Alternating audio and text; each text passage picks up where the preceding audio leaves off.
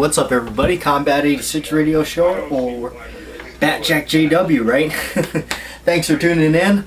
It's late night here, but hey, guess what? I was watching Rio Bravo, and so I'll turn the volume down on that a little bit. I figured turn on the camera, do a little rambling here on the radio show. It's been a few days since we uploaded something here, so I kind of want to keep things going here, and I definitely appreciate for those of you that are watching that are actually crossover subscribers, and I know there's quite a few of you, so that's really cool. It's cool that I can be able to do some stuff on this channel. As you guys know, this kind of channel is more like a just turn the camera on, let it go, and not that we don't really do too much of that on Batjack JW, but this one here we just kind of do some other stuff. I got some cool magazines here on John Wayne. I picked these up in the store. This one's got a really cool picture of him in the back. I guess one of his favorite games is chess, and he's playing chess there. So anyway, why I'm showing you this kind of stuff is actually coming up to the main channel, Batjack JW, is I'm doing a video basically about all my John Wayne stuff I've kind of just collected and tossed around, and hopefully it shows up a lot in Batjack JW, where I've tried to actually add a little bit here and there throughout the video. Some of them are blatantly there, obviously, but a lot of things are just, I wanted to just make sure that he kind of lives in the videos, still keeping the legend alive. And one of those things is in a few of the videos you'll notice, actually I wear it, and I got a copy of the Red River D belt buckle that he was given after filming Red River by Howard Hawks. Story has it that Howard Hawks had a few of them made up for certain members of the crew and had their initials put down here in the corner of the belt buckle.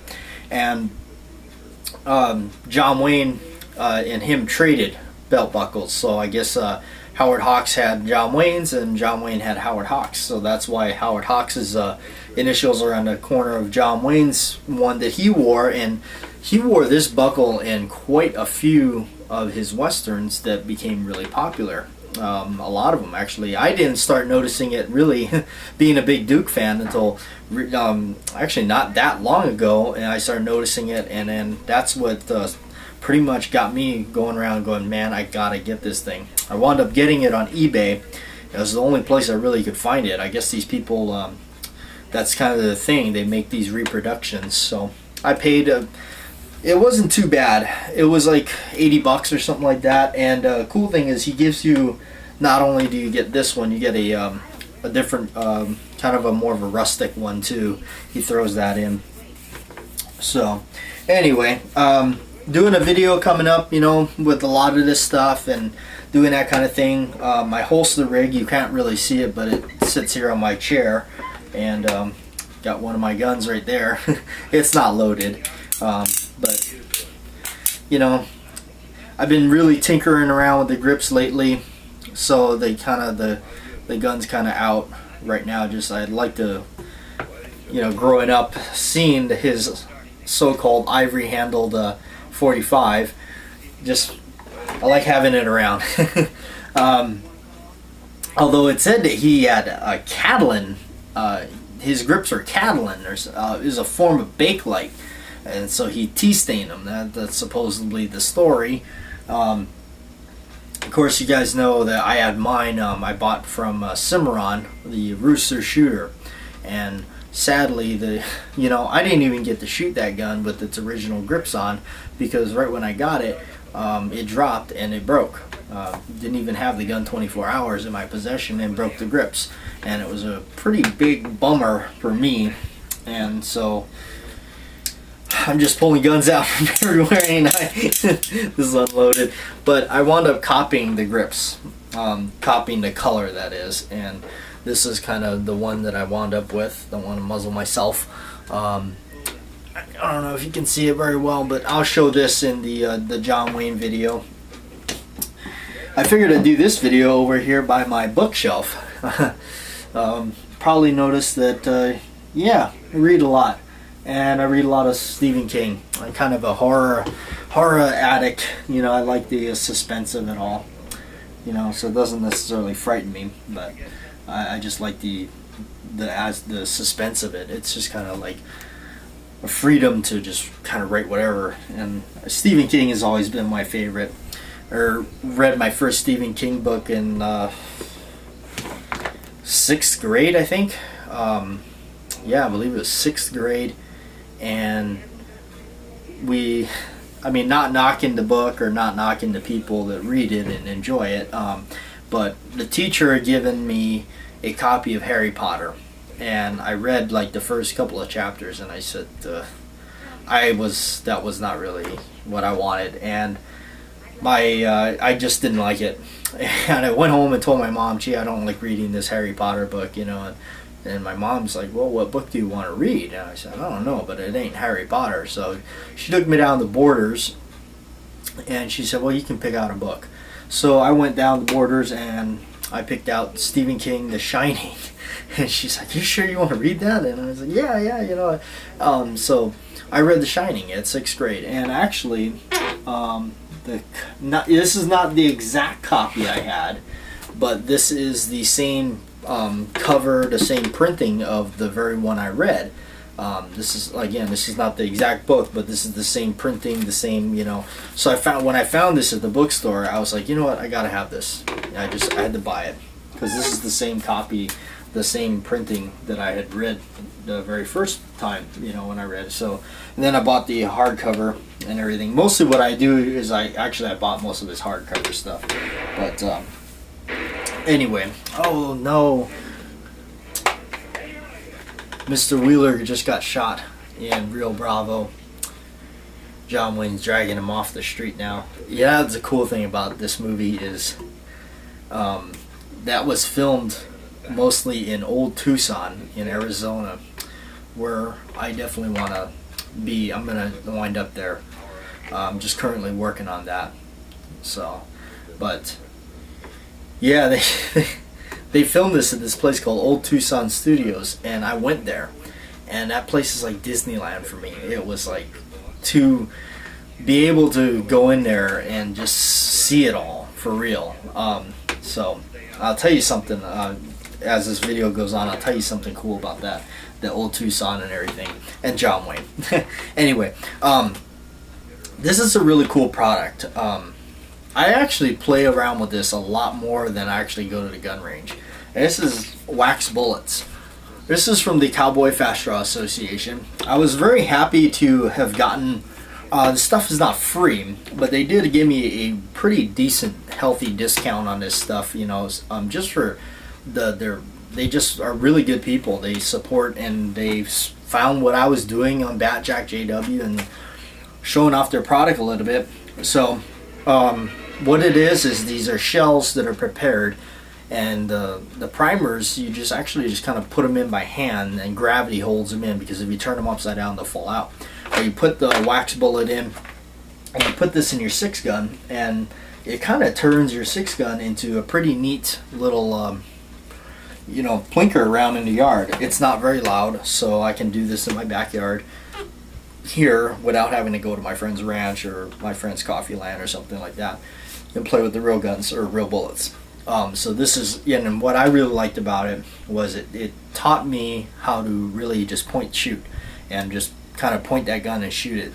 You know, if you kind of watch like in Rio Bravo, or no, not Rio Bravo, El Dorado, got it right here, El Dorado on Blu-ray. If you watch this where he's with James Caan in the desert, and he says, man, he goes, you want to learn to shoot? He hands him his gun. He goes, that's no way to shoot a handgun. He goes, you got to draw and fire it. You got to do it quick because somebody else is trying to do the same thing like this, and he just kind of shoots. And I'm always like, that's really neat. I wanted to be able to do that. And of course, with real bullets, there's a danger factor because you're just kind of doing one of these.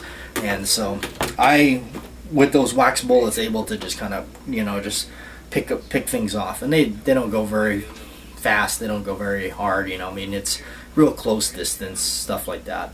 But it's accurate. I've split cards with it. I think I have a video on that on the main channel. But if you just search on the main channel, Bat-Jack JW Wax Bullets, I've done quite a few videos with this stuff. It's pretty amazing. But what I also like doing with it is aerial shooting. Being also a big fan of Bob Munden. If you don't know who that is, Bob Munden, God rest his soul, had passed on, but he was the fastest the man with a gun that ever lived, really. I mean, he took cowboy guns and he could put somebody with semi-auto to shame. I mean, he was that good. It was amazing. And so he used to, like, I remember watching him throw like silver dollars in the air and shoot them with his 45 Colt, you know, his 6-gun, and just right out of the air. So I've always been fascinated with that aerial shooting. So obviously, you know, like Bob Munden explains in that video, like you can't just do that. You know, what goes up must come down, and you don't want the bullets landing on somebody and, you know, hurt somebody, or, you know, hurt somebody's livestock or something like that. So he explains you want to make sure you do this in a, you know, a safe zone and everything. So obviously, what locations where I shoot, that's out of the picture. So the wax bullets actually enable me to be able to do that, because it's just wax and it's not going very far. And if it did fall on anything, it's not going to hurt you. So throwing cans and things like that up in the air, I've been meaning to do a video on that and show that, and get out to my friend's place, and we got to film that one day. So that seems like a really good idea. I wanted to show more, and like I said, like a lot of this stuff that I want to do, like on this channel, like a lot of it, the reason I started even Bat-Jack JW was I thought to myself, well, I can't be the only person that thought John Wayne was cool, and well, certainly, right? And his ivory handled grips, you know, I thought, man, you know, and as I started to, you know, because as the channel was being started, I was tinkering around with the grips a lot as it was. So basically what I'm trying to say is I wanted to share a lot of this kind of stuff with people, other people out there, because maybe somebody else is having the same problem I am, or I am having, or whatever. Or, you know, like I remember buying a 1911 and wanting to change out the mainspring housing because I didn't like the flat one, I wanted the arch one. Part of that reason was because I really liked the World War II style 1911s where it had the arch on the mainspring housing. So when I went to change it out, obviously I didn't know how to do it, and so I had to go to a friend of mine that is a type of, you know, gun guru, and another older fella. And I learned a lot from him. He had been in the business for a long time. He still is in the business, and, you know, him and I became good friends. And I met him actually when I was, I had to have been like 7 or 8 years old. My dad, you know, kind of found him, and we used to go to this shooting range in town, and that's how I met him. And he is 67, I think, I want to say.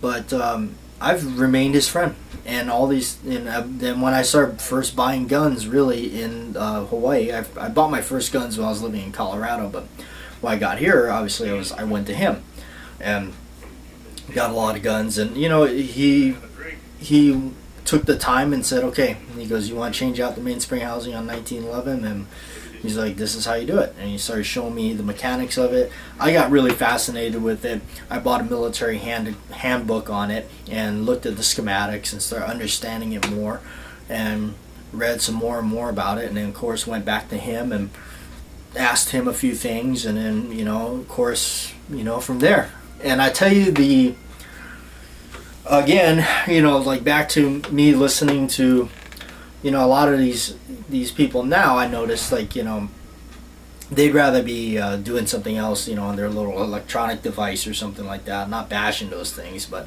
you know, then paying attention to somebody that has done a few more laps around that playing field than you have. And, you know, just like, hey, I mean, listen to these people, you know, listen to something they have to say. So anyway, I remember talking to him, and he showed me the Colt Python. That was the first time I ever laid eyes on one. And he said, you know what? He told me, this is going to be a gun you should buy. I'll never forget that. He said, you should buy this gun. And I said, well, it's a pretty gun. Yeah. I said, well, why? And he said, well, this is not only a really sought after gun. He kind of educated me on it and told me all the story about it. And he said, you'll buy this now. And he said, I'll tell you what, in 2 years you'll thank me. And so, it wasn't cheap at the time for me. And definitely it was, so I wound up buying it anyway. And it was, I think it was around like, I don't know, $1,200, something like that. And it was not cheap. I saved up money, and because he's a friend of mine, I was able to basically, go see him whenever I could and say, here's some money, here's some money, here's some money, And so he, eventually when I did buy it, and lo and behold, I started noticing the value increasing on him. And, it was like, wow, okay, and that came from listening to somebody that was older than I am and been on that playing field longer, and man, to this day, that's probably the best investment gun I got. It's something I could make money on, if I wanted to, and it's a thing of beauty. Your savings account is in the bank and it's just numbers on a piece of paper. This thing is like a savings account that you can actually like look at and drool over in a way. But these days now I'm not buying anything because all my focus point right now is to get to Arizona. That's where I want to go. And my the girl I love is over there. She lives there. And she moved back. I met her here in Kona, in Hawaii, and she's over there now. So I miss her a lot, and it's been kind of rough, trying to, go without her for a while here. But that's my main focus point, is to get everything in line and get back to her. She's going to school to better herself and better her, income, rather than, I guess, being like a gun bum like me and working in a gun shop down here and just kind of like lounging around. I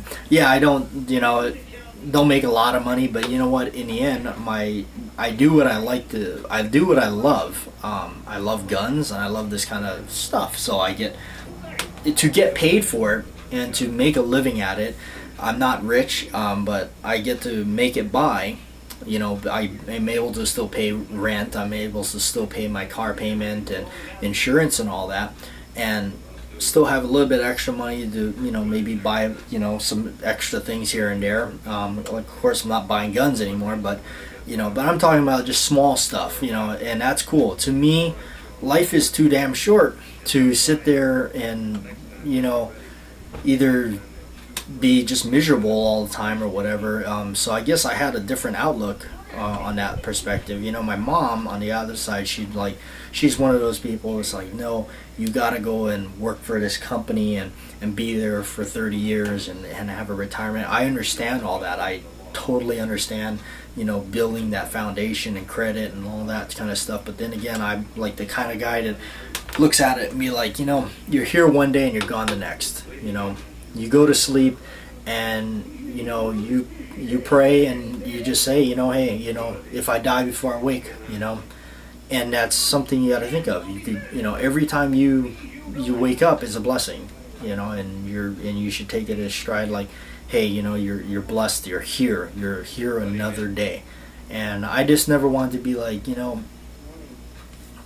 don't want to just like sit there and grow old and look back at the last 20, 30 years and go, man, what did I do? I know that now that I don't want to do that. And as much as I love Hawaii and I love everything about it, but the one thing is, though, my heart and my passion for guns and enjoying the cowboy action stuff, I mean the six guns and just enjoying the gun world. There's a lot of things in that gun world that I feel like if I stay here, I know I'm not going to experience it. And time marches on, and man, that time is flying by like a freight train running full speed. And you're either on it and you don't know where that stop is going to be, or you're trying to run to catch on it, but by then it's too late and you should have gone. So in that sense, I don't want to, not experience it. So I know that you got to take that chance. You got to take that leap and go, because if you don't go, you don't know. And I've done that once. When I went to Colorado, I was just out of high school, and I went off. I just was like, you know what? Yeah, let's do it. A couple years out of school, and I was like, man, I wasn't really doing anything, that important. I was checking in cars at a rental car place, and I was the guy that had to go in and inspect for damages. And of course, people don't want, they don't want you to do that, because then you're gonna find out that they went over rocks and stuff, So, I had an opportunity. My dad was like, hey, I'm working at this place in Colorado. It's a good job. I can get you in there. It's decent pay. It's more than what you're making now. And I thought about it, and and within 48 hours, I was on a plane. I know that I should have gave my job 2 weeks notice, but there was a lot of things that happened during that time that was not good. That was really there was a lot more to it than just the job, the really bad job that I didn't really enjoy doing, and just kind of feeling like I was stuck in a rut. Somebody very close to me had passed away right as all this was taking place, and it was like, you know what, I didn't want to be here at that point. I just didn't want to, so I did. I just, a lot of emotional things was going on, so I just was like, yeah, let's go. So I went off and went to Colorado. And yeah, and that's where I got really, I was already into guns, but over there I got further into guns. And of course, friends of mine, I made new friends, and they were, these older guys. And so yeah, sure enough, later on, as time marched on over there, I bought a shotgun, and I bought a little Walther PPK, or a PP, I guess. It's a 32 ACP. You guys seen that on the main channel a little bit. So anyway, I figured I'd do a little something different on this, and talk to you guys a little bit different on different stuff, kind of more of a rambling night and everything like that. So anyway, that's kind of my perspective on some things, and kind of rambling on something I didn't know if I, wanted to, do some of this stuff on Batjack JW. That's what this channel's for. Just to kind of do this extra stuff and things like that. So, and I know some of you that are subscribers to Batjack are subscribers here, so that's kind of cool to be able to do some more stuff and do kind of a different outlook on some stuff right here on the Combat 86 radio show. Anyway, I'm Batjack JW. Before I get going, I wanted to say this. I told you I would, and I know a lot of time has passed since then. Back to me and my love of John Wayne, and liking to, introduce a lot of things. So while I was in Arizona last year in March, I was starting to search for John Wayne's bracelet. As you know, for those of you that are really big fans of John Wayne notably wears a bracelet of some sort in most of his films, and there's a lot of different ones he wore. One was notably given to him when he was filming the Green Berets. It was some sort of like military bracelet that it was probably in memory of somebody that maybe he was trying to, do something with. Anyway, but for some reason it stuck out in my mind. It was in the movie McHugh, where he's the detective. There's a scene where he's ripping the car, he's trying to hotwire the car to get out of danger, and they show a real close-up of his wrist, and I just, for some reason, I thought, wow, what is it, like a copper bracelet or something for maybe arthritis that he wore or something like that. Anyway, I started searching on, and being in Arizona, what a great place to start looking.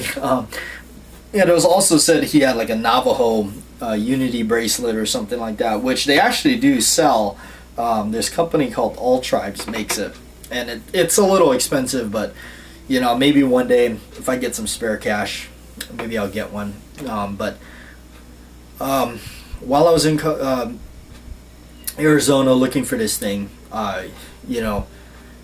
did not, could not find it. Basically, I went everywhere. I went quite a few places, but anyway, towards the end there, I was, my last week there. I think it was like the last weekend. we went back to Old Tucson, my favorite place, right? I went back there to walk around that town, and I went into, and I'm sharing this story also with the John Wayne video coming up to Bat Jack JW, but I went into that building that is seen in El Dorado, where James Caan and John Wayne go into the building and to buy James Caan a gun.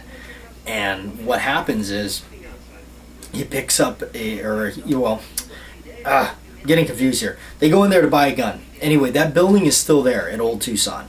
That building is still there. The whole town is still there. Obviously, if you've ever been there or look up the pictures, I have pictures on my Bat Jack JW channel. But anyway, I went in there and I found a copper bracelet, which is what I wear in most of my videos. I wear a couple different ones, but this is one that I bought at Old Tucson, and it's out of the same building that is in the movie El Dorado.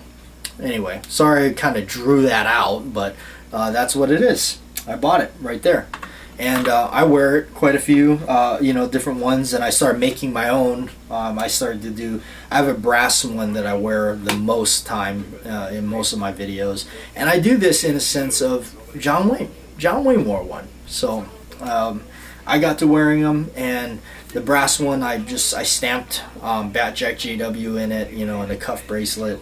So anyway, it's just something I kind of just picked up and started doing, really, and so I went down to the hardware store, and I don't have it anywhere near me, but it's just a strip of brass that I hand pounded and put my own stampings in and everything like that. So I figured I'd share that with you. I'll share it again, of course, in the future video on Bat Jack JW, but this is the Combat 86 video show. I've been to your ear long enough, and Real Bravo is still going, so I think I'll get back to watching that. And thanks for watching, everybody. Thanks for all the support to this channel and the main channel, Bat Jack JW. I really appreciate it, and I can't tell you how much doing this kind of stuff has, in a sense, changed my life in a bit. Because I'm not one that's on Facebook or anything like that.